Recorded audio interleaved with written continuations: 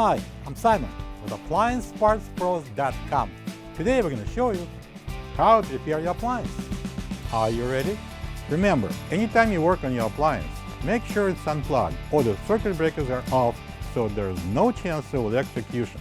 In this video, we'll show you how to replace the lint screen in a Whirlpool dryer. It's going to be a very easy repair. Should only take a minute to show you how to do it. When you open up the package, you're going to get a new lint screen.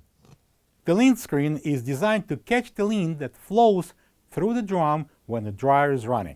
It's located in the front at the bottom of the door opening. The main reason for the lint screen to be replaced is if it's torn or the frame is broken or it's simply missing. To get to the part, we need to open the door. If you still don't know how to remove the lint screen, watch me.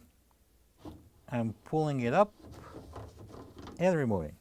This is the old lint screen next to the new one. If you don't have this part, you can get it from AppliancePartsPros.com.